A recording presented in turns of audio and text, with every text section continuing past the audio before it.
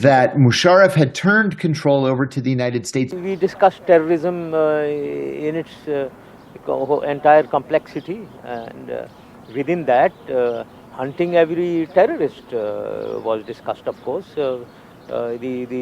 The operations against terrorists in Pakistan on our borders was discussed.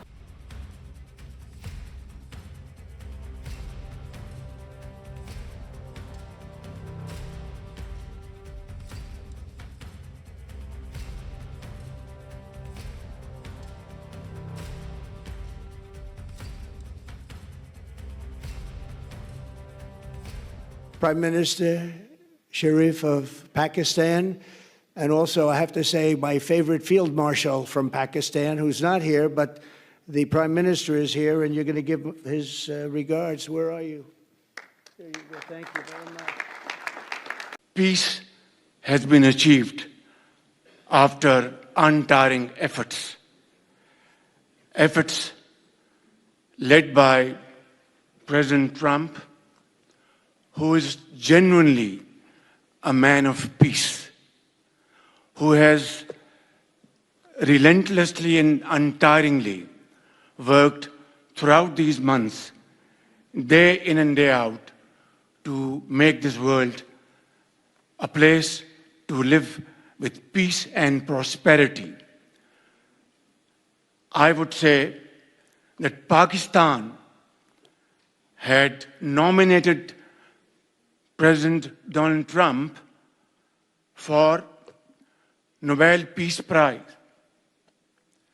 for his outstanding, extraordinary contributions to first stop war between India and Pakistan, and then achieve ceasefire along with his very wonderful team. And today, again, I would like to nominate this great president for Nobel Peace Prize, because I genuinely feel that he is the most genuine and most wonderful candidate for Peace Prize, because he has brought not only peace in South Asia, saved millions of people, their lives. And today, here in Sharm el-Sheikh, achieving peace in Gaza is saving millions of lives in the Middle East. Mr. President, I would like to salute you for your exemplary leadership, visionary leadership. And I think that you are the man this world needed most at this point in time. World would always remember you. When I was stationed in Pakistan in 2002, I was told unofficially that the Pentagon controlled the Pakistani nuclear arsenal, that Musharraf had turned control over to the United States because he was afraid of exactly what you just described. But the Pakistanis, in the intervening years, and remember, I was there 23 years ago. Over the last 23 years, the Pakistanis have come to say that is absolutely not true. The United States has nothing to do with the Pakistani nuclear arsenal, that Pakistani generals are the ones that control it.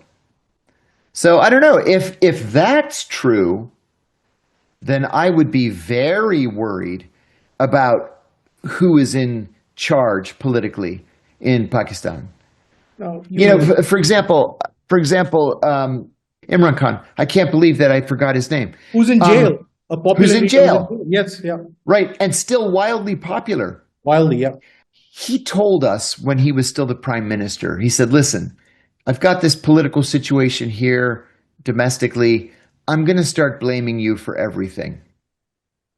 And the ambassador laughed and said, we get blamed for everything anyway, so we don't care. So everything that happened, it was the United States' fault. And it was the U.S., they turned their backs on us. And the U.S. did this, and the U.S. did that. And then they arrested him anyway. So he got a message out to the U.S. government saying, can you help me get out of this? And we went to Jemima Goldschmidt, his whatever her name Ex-wife. was, ex-wife. And she went to Pakistan and asked them if they would release him. And they said no. So, like you, I'm worried about continued disagreement in Pakistani politics that has the potential to spill into the streets, because the Pakistanis have a tendency to get themselves spun up. And people die during demonstrations, and there are attacks against political figures and assassinations, and the country is not known for its transformative, leaders making positive decisions. I'll tell you another thing. When Benazir Bhutto was in exile in Dubai, I went to see her with a senior officer.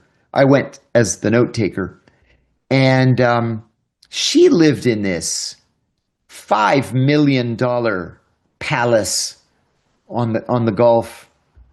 And we were sitting in the front room, the salon of the house, and we heard a car pull up. And she said, her exact words, "So help me God, if he came home with another Bentley, I'm going to kill him." And I said to my boss afterwards, she makes $60,000 a year. She lives in a $5 million house, and he has a collection of Bentleys. Aren't they ashamed of themselves?